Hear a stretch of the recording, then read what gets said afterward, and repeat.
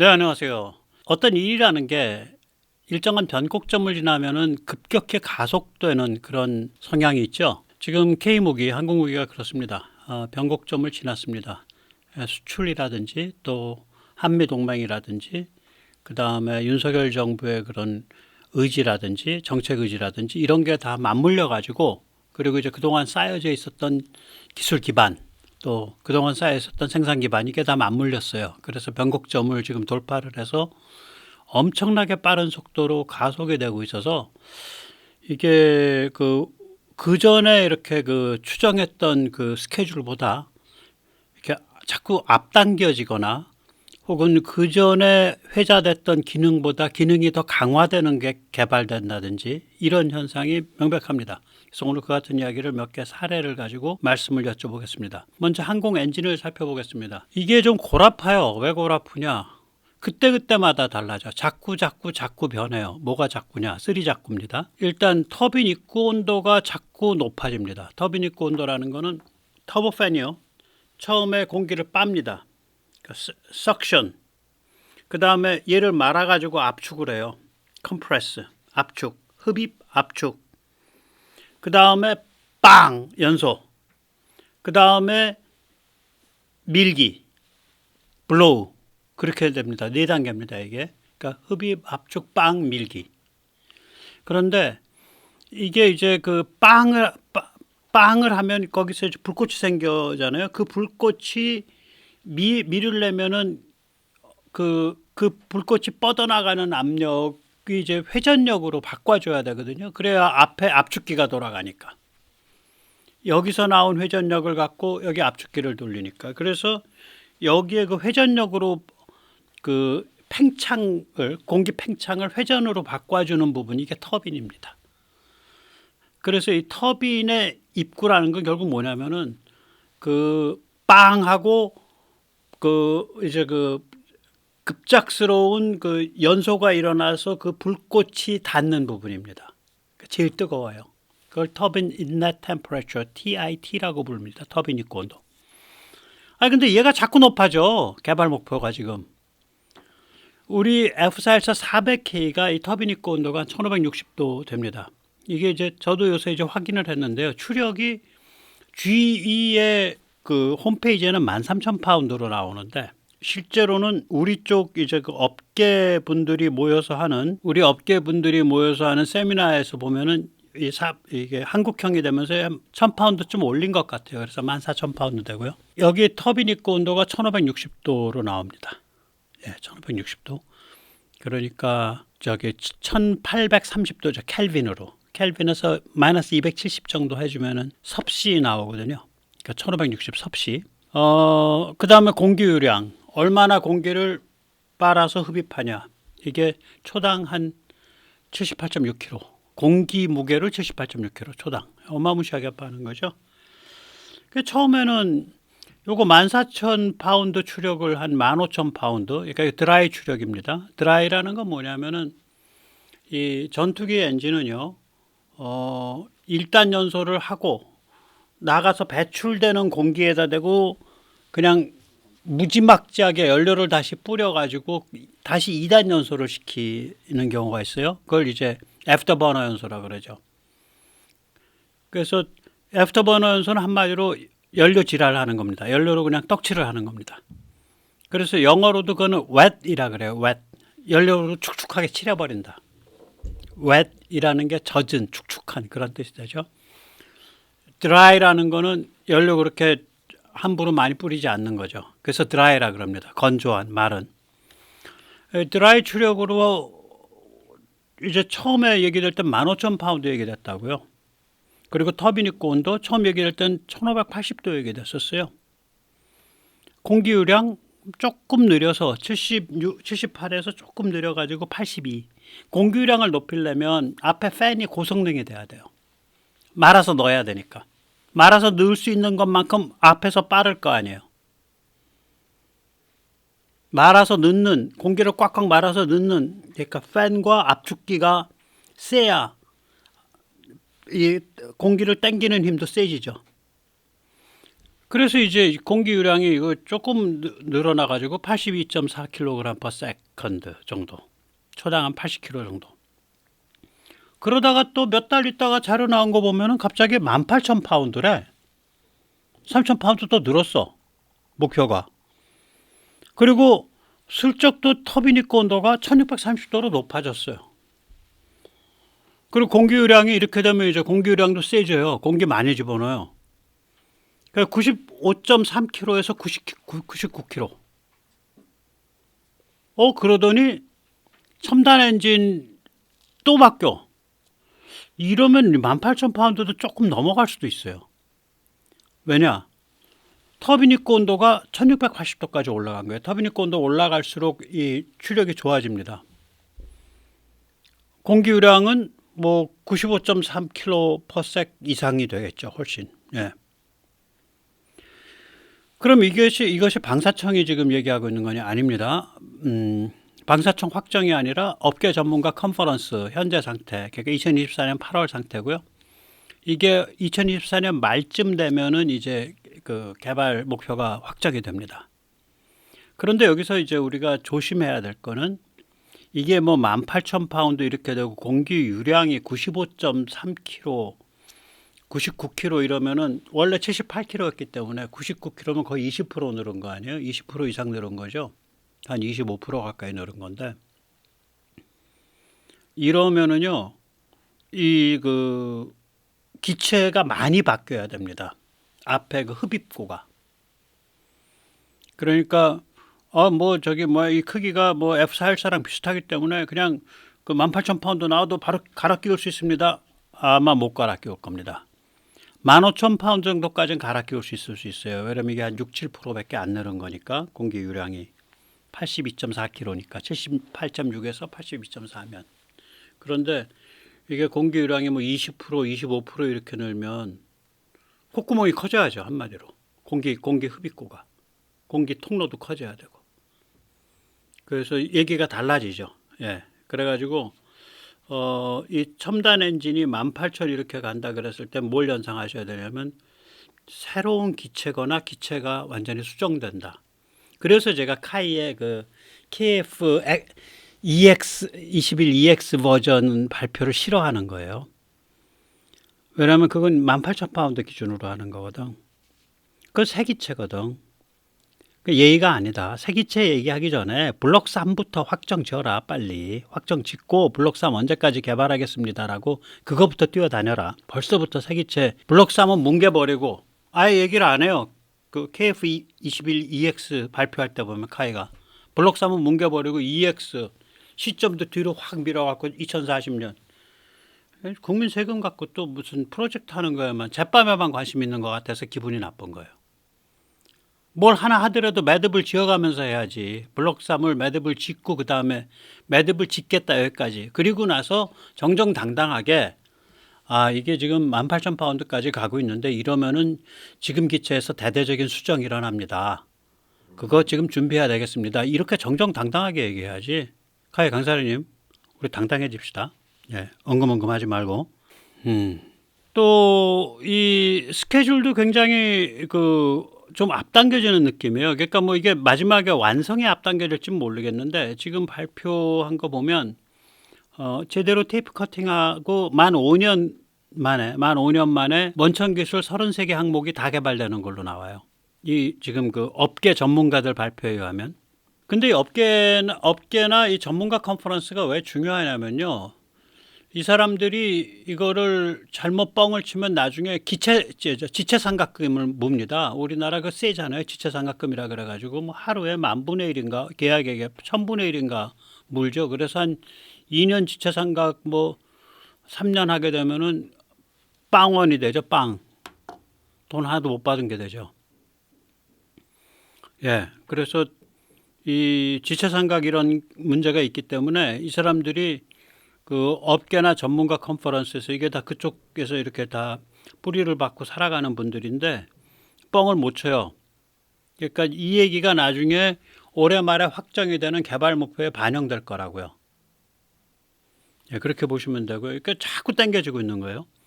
예, 여기서 잠시 세뇌 탈출 제하구독 부탁 말씀 좀 올리겠습니다. 아시다시피 세뇌 탈출은 광고가 잘 붙지 않습니다. 붙더라도 천천히 붙는 경향이 있습니다. 도와주시면 보다 좋은 컨텐츠로 찾아뵙는데 커다란 힘이 되겠습니다. 감사합니다. 예, 이것도 이제 그 업계 전문가 세미나에서 나온 건데 이게 볼만하죠.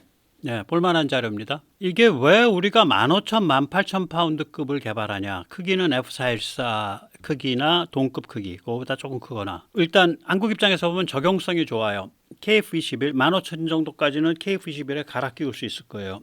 공기 유량이 크게 안 바뀔 거라고요. 아까 보셨지만 한 5, 6%. 그 다음에 FAXX, 그러니까 FA50의 다음 버전. 그러면 이게 한 18,000파운드, 17,000파운드 쓰면 이게 F16급이 돼요. F16의 드라이 추력이 17,000 정도 됩니다. F16을 대체할 수 있는 차세대 K 경전투기. 그 다음에 무인 전투기. 이게 다 이런 요급의 엔진을 2개 혹은 하나를 써서 하는 거거든요. 그러니까 한국에서 개발하기가 좋은 체급이죠. 그리고 이제 그 테스트베드라 그럽니다. 테스트베드 에어플레인이라 그러는데, 혹은 우리는 이제 플라잉 테스트베드라고도 하고 FTB라고 하고도 하고, 엔진을 개발했으면 뭔가 기체에다 끼워갖고 날려봐야 될 거 아니에요. 근데 기체가 미리 존재하면 하기가 좋잖아요. KF21 같은 데도 예를 들어 18,000파운드 끼워서 마음껏 그렇게 풀 가동은 못 시키더라도 살살 가동시켜서, 왜냐면 팬 돌아가는 속도에 의해 가지고 공기 흡입량이 달라지니까 18,000파운드라도 18,000을 다 안 돌리고 15,000 뭐 14,000 이렇게 돌리면은 지금 그 흡입구 가지고도 실험이 일단 되잖아요. 예. 그래서 그런 그 플라잉 테스트베드 가격 돈도 안 들고 여러 가지 좋은 점이 있습니다. 그래서 이게 아마 그 이런 그 우리한테 필요한 체급이다. 그 다음에 기술 타당성 및 경제성이죠. 예를 들어서 한국이 지금 F-35에 쓰이는 F-135 엔진을 하겠다. 불가능합니다. 기술이 없습니다. 왜냐? 걔는 터빈 입고 온도가 1980도입니다. 무시무시하네요. 거의 2000도예요. 터빈 입고 온도. 그러니까 우리 입장에서 그게 그 기술 타당성이 없는 거죠. 한국에서는. 또 일본의 XF91 그거 터빈 입고 온도 1800도인데 얘도 기술 타당성이 한국에선 버겁죠. 근데 예를 들어서 터빈 입고 온도가 1700도 안팎이다? 한국이 해볼 만해요. 기본 연관 기술들이 거의 확보돼 가고 있다고요, 지금. 그래서 우리가 기술 타당성이 있어요. 그리고 이게 뭐 터빈 입고 온도가 낮으니까 그 열등한 차량 아니냐. 아니 그러면 모든 차량이 다 페라리, 람보르기니 혹은 그 벤츠 S500이어야 되나? 아니잖아요. 그건 그 급에서 노는 급이 있고, 여기에는 봉고 트럭도 있고, 아니면은 뭐 제네시스도 있고, 그런 거죠. 여기는 또 그랜저도 있고, 아반떼도 있고, 소나타도 있고. 그 급이 다른 거예요, 이게. 급이 다른 겁니다. 그래서 그건 그 급에서 놀라 그러고, 15,000에서 18,000급 요 체급이 있단 말이죠. 터빈 입고 온도 한 1700도 이착졌죠. 거기가 한국이 가장 싸게 가장 잘 만들 수 있는 거예요. 예, 여기요. 15,000에서 18,000 사이. 그러면 이제 그게 한국 사람들이 그런 또 그거 아주 좋잖아. 그 본능적인 계산이 좋잖아요. 요 15,000에서 18,000 파운드의 추력에 터빈 입고 온도 한 1700도 이짝저짝 1600도에서 1700도 정도, 그 정도가 1600도 돼요. 이게 전체 터보팬 항공 엔진 중에 제일 시장 사이즈가 큰 애야. 그리고 이 영역에서는 일본이랑 싸움 붙거나 미국이랑 싸움 붙어도 우리가 가성비랑 이런 걸로 이겨. 그러니까 이 영역 가면 된다 이렇게 되는 거죠. 거기다 그 영역에서 하면 우리가 지금 해놓은 K 전투기의 FAXX가 됐던 KF21이 됐던 KF21 그 KFXX 또 다른 기체가 됐던 무인 전투기가 됐던 우리가 다 할 수 있어. 우리는 그 영역이 필요해. 왜 안 하냐 이거지. 그렇게 돼서 가고 있는 거예요. 예, 이 영역이 전체 항공기 엔진의 약 2024년 기준 한 38%, 앞으로 10년 후 기준 약 33%. 그래서 제일 큰 덩어리입니다. 빵 덩어리가. 예. 그리고 이런 영역에서는 미국, 일본이 한다 그래도 왜냐하면 그 정도에서는 터빈입구 온도를 많이 높일 필요가 없거든요. 터빈입구 온도 많이 높이면 엔진이 굉장히 비싸져요. 예를 들어서요. 지금 요 F35에서 쓰이는 F135 얘가 지금 28,000파운드거든요. 근데 드라이 기준 28,000파운드 얘가 얼마냐면 약 우리나라 돈으로 한 대에 200억 원 합니다. 근데 지금 우리 엔진 개발할 때 우리가 18,000파운드 얘기하잖아요. 이거 한 대에 100억 원 미만이에요. 지금 타겟 가격이. 이 세미나 할 때 들어보면 그럼 두 대 하면 200억 원이네. 그럼 두 대 하면 얘는 몇 파운드네? 36,000파운드네. 즉 28,000파운드보다 훨씬 큰 추력을 같은 가격에 내주잖아. 혹은 그거보다 좀 싼 가격에. 그리고 유지 보수비도 좀 싸고 구매 가격도 싸고 여러 가지 장점이 있는 거예요, 이게. 그래서 이게 무슨 뭐 꼭 1800도 뭐 TIT 1800, TIT 1980 이게 좋다가 아니에요. 그 자리에 쓰기에 딱 좋은 물건이면 되는 거예요. 그리고 우리가 그 자리에 쓸 이런 것을 우리가 그 적용 써야 되고 비행기나 무인 비행기나 뭐 그 전투기나 무인 비행기가 우리가 그쪽으로 많은 거예요. 그럼 그걸로 가면 되는 거죠. 예. 근데 뭐 이런 거 가지고 그럼 뭐 수송기 엔진을 한다, 뭐 민항기 엔진을 한다, 그럼 그건 또 다른 얘기입니다. 왜냐하면 수송기 민항기는요, 이 공기가 이 전투기에서요, 공기가 두 겹으로 흐르거든요. 이 터보팬 엔진에서. 그러니까 압축기, 그 다음에 빵 하는 연소기, 그 다음에 터빈 2차 연소기, 빠방까지. 그러면은 요 안으로 흐르는 거, 이걸 코아라 그럽니다. 코아로 흐르는 부분하고 코아 바깥으로 흐르는 부분이 있는데, 전투기는 보통 뭐 아무리 그래도 3대1, 2대1이에요. 코아가 3 혹은 코아가 2, 코아 바깥이 한 1. 그러니까 코아 안으로 흐르는 게 훨씬 많아요. 전투기 엔진은. 왜냐면 순식간에 막 그 속도를 내고 막 이래야 되니까. 항공기는요. 1대 10, 1대 11입니다. 다시 말하자면 코아가 1, 바깥이 10, 11이에요. 그게 뭐겠어요?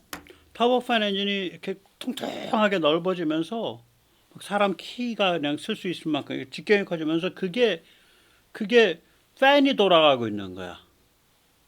근데 팬이 압축 효과도 있어. 팬 기술이 장난이 아니에요. 그래서 전투기 엔진은 프라이드 앤 위튼이나 GE가 세지만 민항기 수송기 엔진으로 딱 들어가면 롤스로이스가 셉니다. 요번에 B-52 전부 엔진 바꾸고 있거든요. 그래도 롤스로이스 엔진 써요.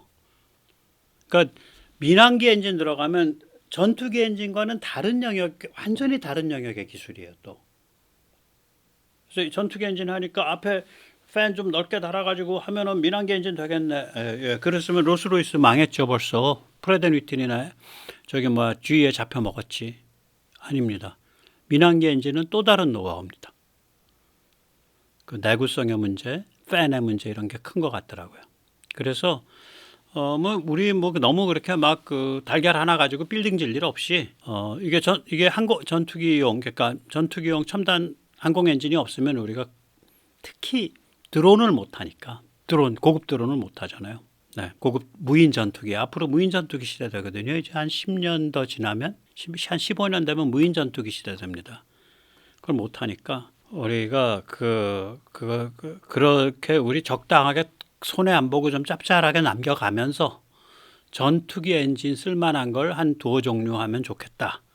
그 정도로 마음을 깔아앉히는 게 좋아요. 저는 그래서 이 항공 엔진 개발 타겟 및 이제 예측을 해보면요. 개발 타겟 체급, 아까도 말씀드렸듯이 TIT로는 1700도 C 안팎이 될 거고, 드라이 추력으로는 15,000에서 18,000파운드 플러스 정도 될 거고요. 크기는 F414와 동일 혹은 유사해요. 여기까지는 제 말이 아니라 지금 업계와 전문가들의 컨퍼런스에서 나오는 말입니다. 이게 왜 그러냐? 그 업계와 전문가들의 컨퍼런스에서 나온 얘기를 제가 해석을 해보면 이게 우리가 가장 널리 쓰는 체급이고, 또한 그런 종류의 엔진을 뭐 미국, 프랑스, 일본이 개발해서 내놓는다고 하더라도 우리가 걔들보다 훨씬 가성비 좋게 만들 수 있고, 그 다음에 이게 세계 무기 시장에서 비중이 제일 크고, 세 가지 이유가 있는 거예요. 우리가 해볼 만한 이유가. 저는 개인적으로 엔진이 최소 두 종류 나온다고 봅니다. 왜냐? 예를 들어서 FA50에 엔진 가리를 한다. 그거 F414 엔진도 못 채운다 그러더라고요. 공기 유입구 양 때문에. 지금 쓰는 F404 그냥 쓰는 게 낫다 그러더라고요. 그럼 그러면은 이제 KF21 엔진 가리를 한다. 그러면 공기 그 흡입구 때문에, 공기 유입량 때문에 15,000파운드 정도까지 모델을 써야지 16,000, 17,000, 18,000 올라가면서 공기 유입량이 커지면 못 쓸 거다라고 봐요. 지금 현재가 엔진 한 개당 78.6kg인데 대대적인 기체 변경 없이 최종적으로 얼마까지 올라갈 수 있냐, 공기 유입량이 뭐 82, 3 정도 아니겠냐, 한 5%, 한 6, 7%. 저는 그렇게 보는 거죠. 예, 그래서 이 호환성 문제가 있기 때문에 KF21에 사용할 수 있는, 대대적인 기체 수정 없이 KF21에 사용할 수 있는 엔진의 호환성이 대개 한 15,000파운드에 걸릴 거다. 그런데 예를 들어서 차세대 경전투기를 만든다. 이왕이면 F16급으로 만들어야지. 그럼 17,000파운드, 18,000파운드 필요해. 차세대 무인전투기 만든다. 이왕이면 18,000파운드 쓰자. 혹은 차세대 KF-XX 만든다. 좀 더 크게 해서 F15 크기로 만들자. 지금 우리가 F15보다 상당히 작아요. 날개 면적 기준으로 한 20% 작습니다. 우리가 지금 현재. 그러니까 이제 체급이 이렇죠. 우리가 F35랑 체급이 거의 같고요. 지금 KF21이 그거보다 한 급수 위인 게 우리 F15고요. 그거보다 한 급수도 아니고 좀 퍽 뛰지. F22가 제일 윗급이고요. 그러니까 F22는 엄청 큰 비행기예요. 날개 익면적이 800 스퀘어 피트니까 굉장히 큰 거예요, 그거. 그래서 그런데 우리가 다음번에 KF-XX를 만들면 F15급의 체급으로 가자. 한 체급 올려서. 만약에 그러면은 엔진이 우리가 18,000파운드짜리 필요하거든. 18,000, 19,000, 18,500 드라이 기준. 그래서 이게 엔진 한 두 종류 될 텐데 말이 두 종류지 공용 부품이 7, 80% 차지해요. 이렇게 엔진이 모델 그 구조가 같으면, 전체 크기나 구조가 같으면. 그래서 뭐 충분히 아마 그렇게 될 거다라고 저는 예측을 합니다. 자, 이제 항공 엔진이 굉장히 빨라지고 있다. 그리고 아마도 두 종류 나올 거다. 그리고 어떻게 눈 비비고 일어나면 자꾸 TIT가 높아져. 그리고 눈 비비고 일어나면 자꾸 추력이 높아져. 그러니까 우리 타겟이 이게 이제 한국의 그 K방산이 물을 만난 거예요. 여러 가지 변곡점을 통과하고 있으니까 이런 현상이 벌어지는 거죠. 이거는 이제 미사일에서도 드러나는데요. 또 이거 드론에서도 쓰고, 미사일이나 이제 드론에서 쓰는 이제 항법 중에 뭐 GPS 이런 건 당연히 쓰고, 기본 관성 이런 거, 관성항법 이건 당연히 쓰는 거고, 그걸 이제 보정을 하거나 그거랑 같이 쓰는 걸로 지형 대조항법, Terrain Contour Matching, 이게 날아가면서 아래다 대고 고도계 때려가지고 레이더 고도계예요. 지형을 해석을 해서 미리 입력된 그 지형 지도에 3차원 지형 지도에 따라서 계곡으로 갔다가 뭐 산 위로 갔다 이러고 날아가는 거예요. 지형 대조항법, 터컴, 그리고 이미지 대조항법. 날아가면서 아래를 사진을 찍어요. 샘플링을 해. 그래서 그 사진을 가지고 기존의 사진 이미지 DB랑 맞춰서 대조해서 날아가는 거예요. 그거를 DSMAC라고 부릅니다. Digital Scene Matching Area Correlator. 터컴의 약점은 뭐냐면 통상 고도 750m 이하입니다. 그러니까 밑에다가 지표까지의 고도 그 자의 길이가 750m 정도 됩니다. 2,500피트. 그러면 그리고 통상은 한 100m 이내에서 날아가요. 그러니까 굉장히 짧은 거리에서. 그러니까 다시 말하자면 근데 미사일을 아주 멀리서 놓으면요.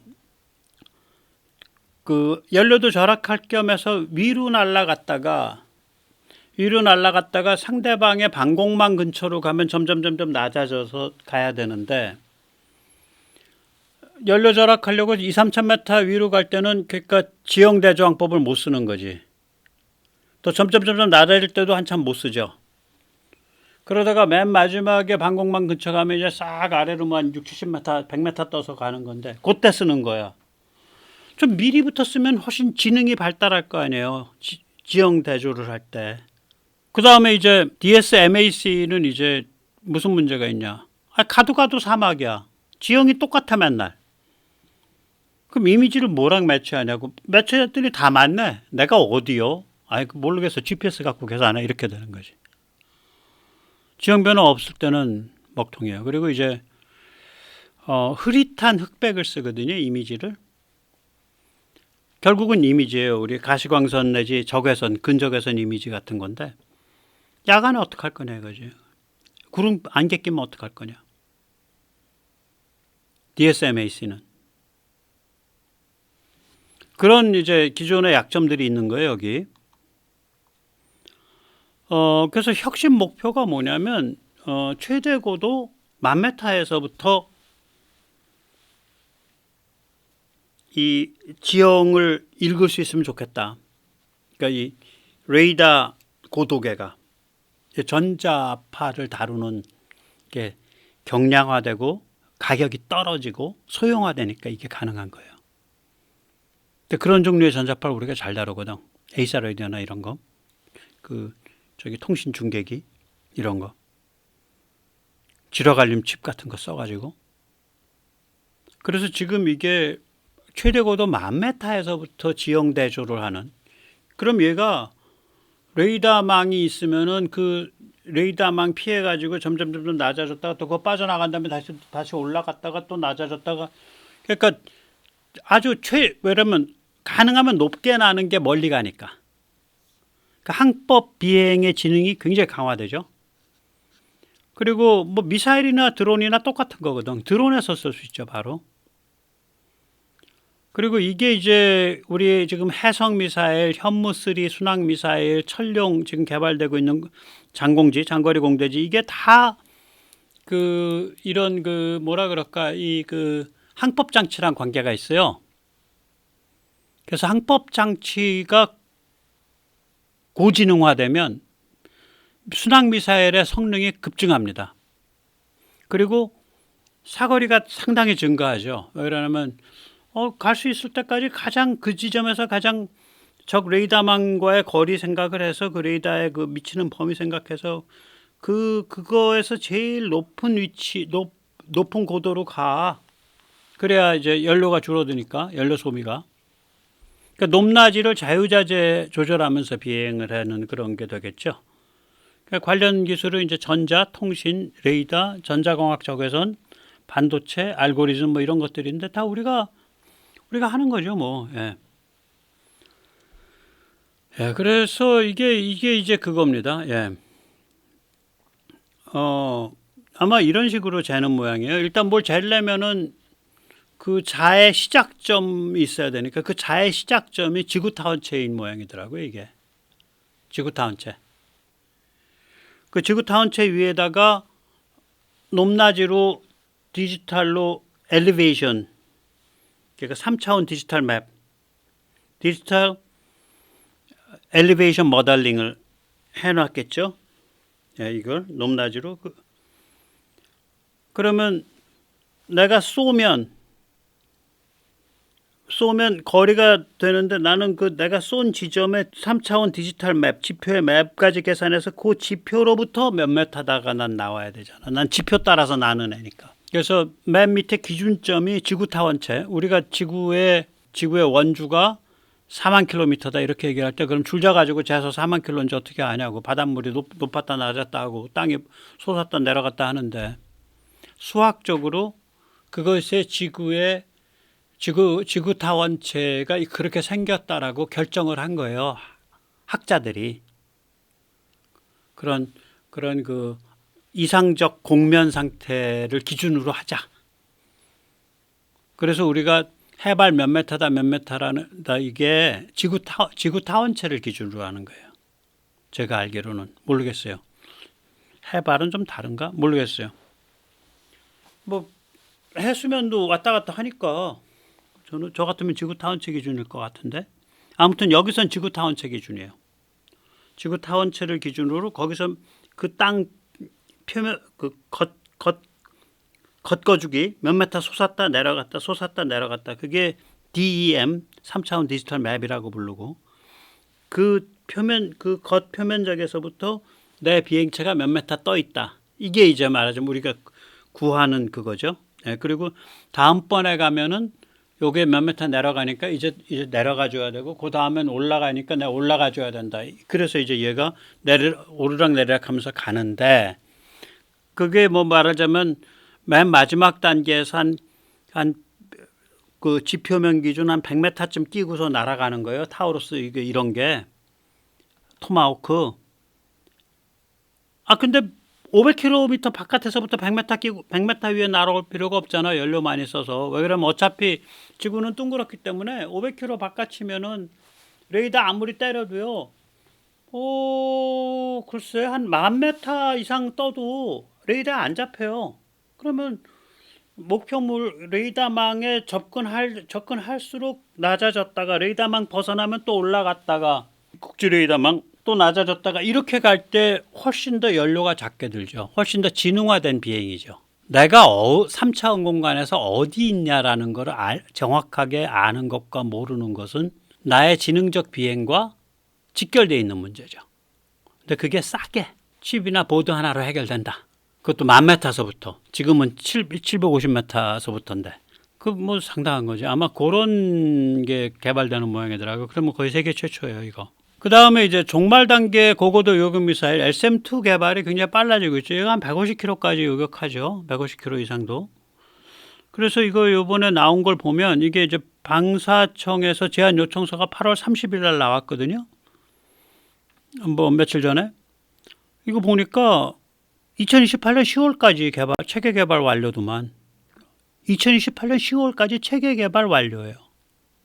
그래서 6대 범주를 했더라고요. 그러니까 체계 개발이란 범주 빼고 나면 5개 남죠. 다기능 레이더, 표적탄, 유도탄, 통제 시스템, 발사대 발사관. 그래서 5개 범주. 거기다 체계 개발까지 해서 6개 범주로 나왔고요. 그 중에 이제 유도탄에 관해서 관련 13개 항목이 있고요. 그래서 업체 선정 끝나고 바로 내년 1월부터 개발 본격화하는 걸로. 그래서 25, 26, 27 그럼 36개월에 28년에 10개월 9개월에 10개월 그래서 한 46개월 안에 끝나버리는 그런 거더라고요. 이게 사드보다 더 센 애인데 사드보다 센 거 개발하는 게 뭐 4, 50개월이면 해. 체계 개발까지 다 해서 야, 뭐 눈알이 핑핑 돌 정도의 속도죠. 뭐 예.